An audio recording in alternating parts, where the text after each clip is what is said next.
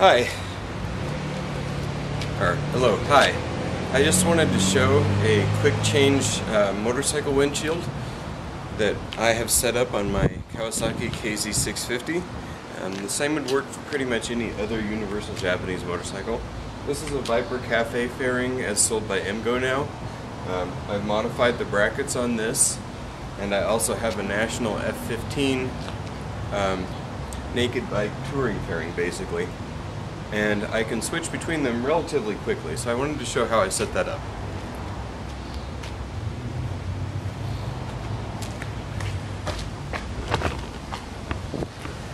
And I will do my best to do this whole thing in real time in one clip, so we'll see how that goes. So the MGO fairing is mounted by 3/8" bolts where the turn signals used to be. Incidentally, the turn signals in the future will be mounted right here. I have a bracket that I'm midway through fabricating. I've just been busy lately. So I take off the nut, do the same on the other side.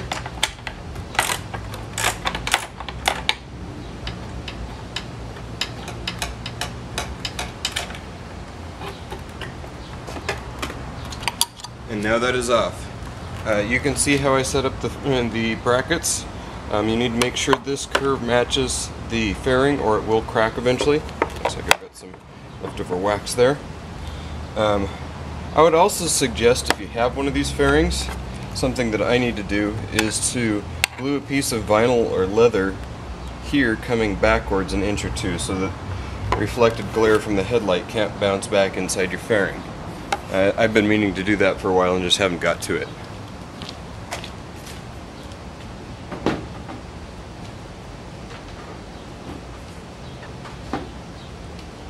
So the next thing is to figure out what I did with my roll of tape, which is right here.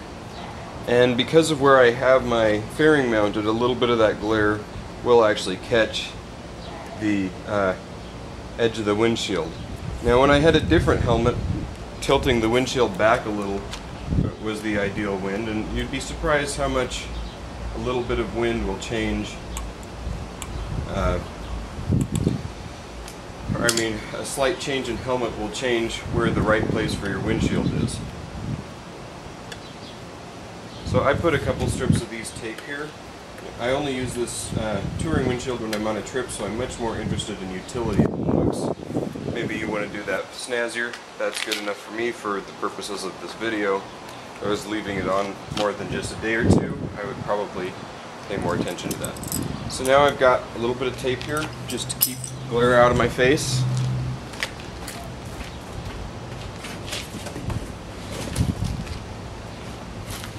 Now I've used this windshield and swapped it many times. The last time I got in a hurry and pried outward and got these two cracks. That was a mistake. You wouldn't normally expect to see that. Anyway, using those same bolts, these are 3/8" bolts sticking out where the turn signals used to be. And this I've replaced the hardware with a 1/4" 20 cap screw, nylocked on with a little piece of fuel hose as a rubber bumper that stops vibration, and it also provides resistance as it clamps down. So it's dual purpose. And the same on the other side. Now it's helpful to loosen this up before you get it on there so you don't do the dumb thing I did and crack it.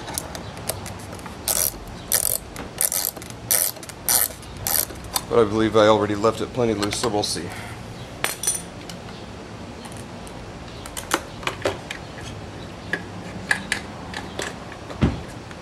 One thing I'd point out is that I preset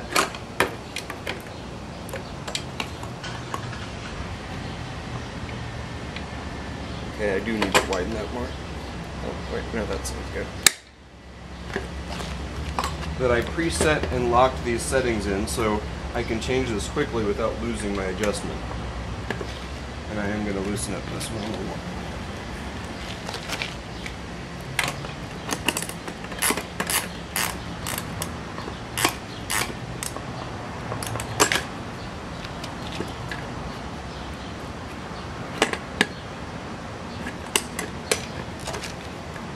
first I pop it over.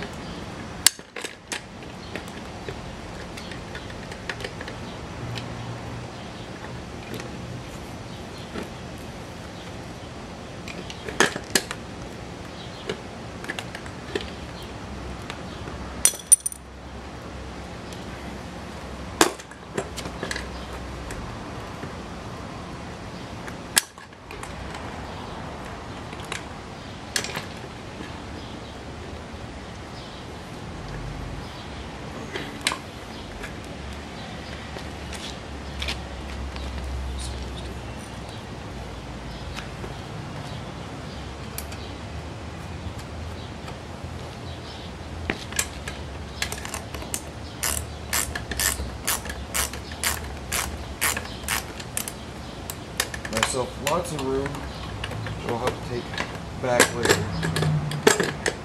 There we go.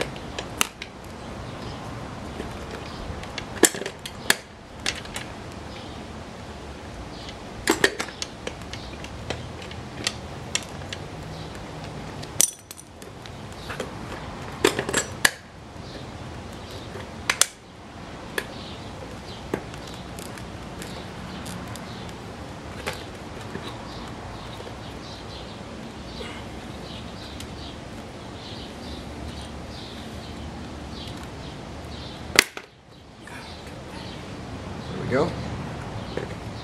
That's on now.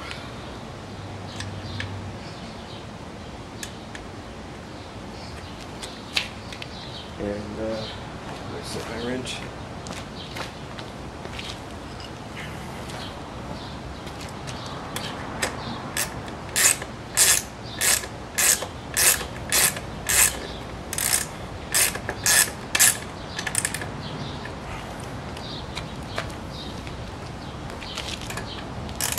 I would suggest if you use this, do a little bit longer bolts here so that you can use a nylock nut.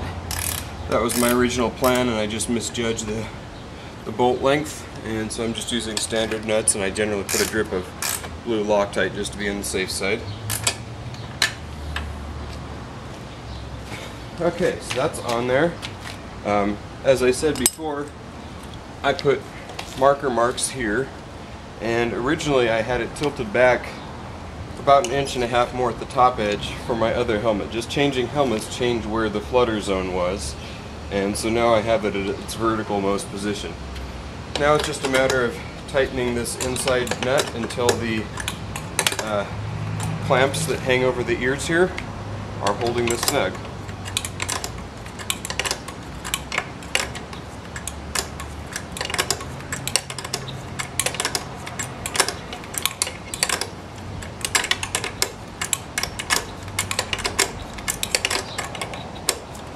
A bit tedious, but again, the whole process can usually be done in about 5 minutes.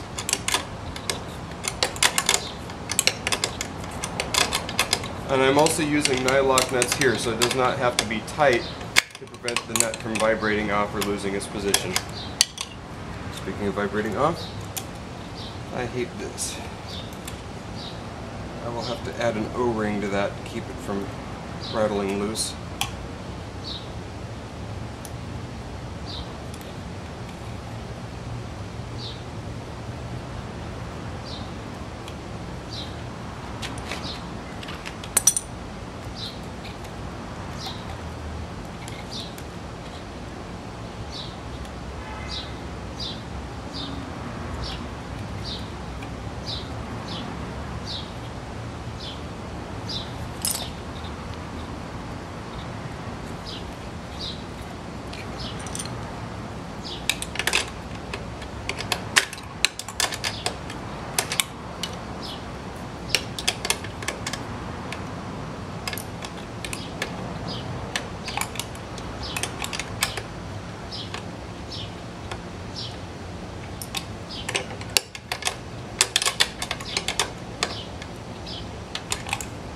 That one's tight.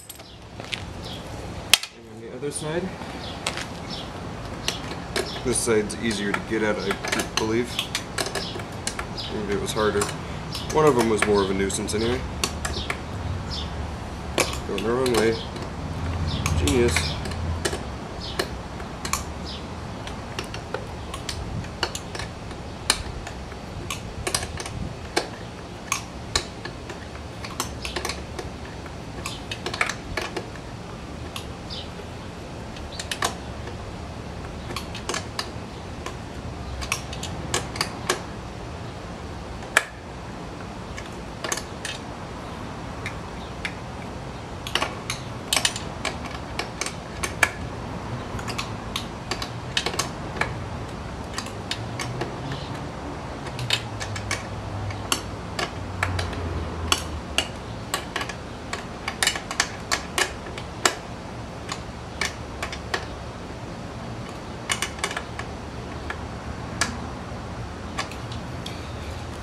Now, I would note with this National F15 windshield, which is a nice windshield, that the hardware that comes with it sucks. It's 5/16 and all the bolts are the wrong size and they're all steel, which will rust. I replaced all the hardware with stainless, and I had to drill this slot up to take a 3/8 screw. That also gives me the benefit of forcing it to be located in just one spot. Like I said, normally with my other helmet, it's more natural to have the windshield tilted back a little more, and when that's the case, I don't get this glare issue right here. Alternatively, you can paint the lower section of the windshield black, or whatever color you choose, but I think this is actually a nicer solution, especially since I only do it intermittently, and where the wind wants to flow varies with which helmet you're using.